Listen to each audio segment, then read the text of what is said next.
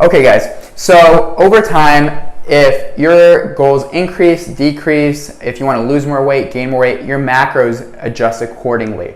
And this is something for you to take in the long term with yourself. So let's say after you've worked with me 2 years down the road from now, you have this goal of bulking up and putting on some muscle. Well, you're gonna have to eat in a surplus to do that. And all you're gonna do in order to achieve that is find where your maintenance is at. Again, plug in calories, plug and play. So let's say it's 2,000 calories you're maintaining at, and again, this is 2 years from now, and you wanna gain some muscle, bulk up. Remember, try not to get that directly from fat, but maybe some carbs and a little bit of protein to put you in a surplus of calories while doing resistance training, and monitor your weight.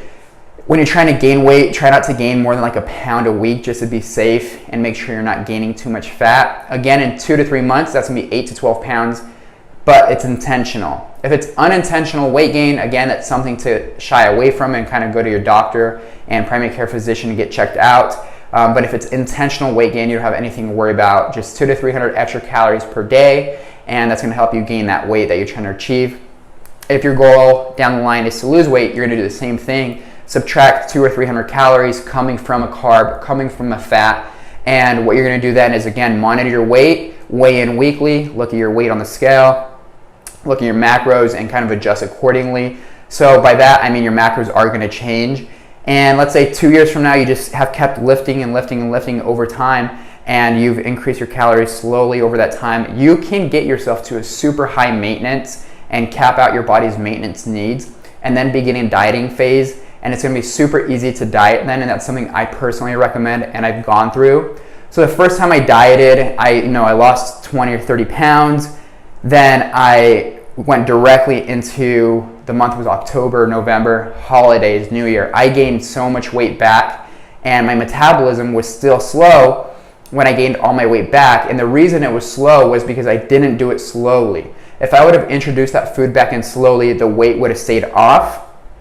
But since I introduced it way too fast, then I gained all the weight back. But this was before I knew very much about nutrition, if any at all, a few years ago.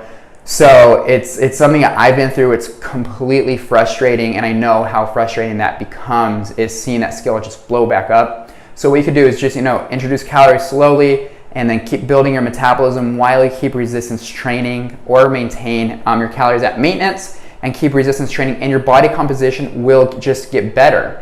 And that's why sometimes people that you might see that don't even pay attention to like their intake, they just like eat when they're hungry, eat pretty good amount of protein, they lift heavy weights, get super lean, they'll probably have blessed genetics on top of that. But what's going on there is they're just eating when they're hungry, high protein, and they're probably maintaining, but they're resistance training, so their composition is always developing muscle, always burning fat, very, very slowly, but over the course of 1 or 2 years, it becomes a really, really good looking composition that they're happy with. All right, guys, so the other thing to pay attention to with your macro intake and decreasing it and increasing it is going to be, your lifestyle factors, any hobbies that you pick up. If you just newly picked up mountain bikes and you're gonna go on a ton of mountain biking trips, you're obviously gonna need to watch your macros and increase those calories if you're not trying to lose weight at the moment. But if you're losing like 5 or 6 pounds per week when you start mountain biking, you're probably gonna be losing a lot of muscle from that. You want your weight loss to be about 1 to 2 pounds a week over a long time. The first couple weeks, if it's 2 or 3 or 4 pounds, that's okay. But say you pick up a new hobby, or you're doing a ton of extra things in expenditure, so you're burning more calories, and you're dropping weight really fast, like 4 or 5 pounds, you might want to increase your calories a lot more. If you're dropping like maybe 1 pound a week after you picked up your new hobby or sport, then it's probably going to be from fat. But even then, you just might want to pick the carbs up a little bit to replenish you through those workouts, especially if you're going to still be doing like resistance training or weight training. And same goes if you're becoming sedentary.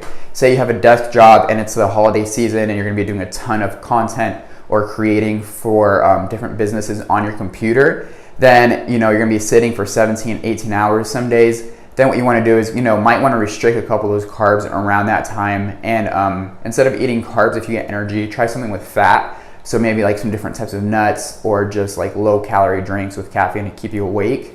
And also those are going to help suppress your appetite.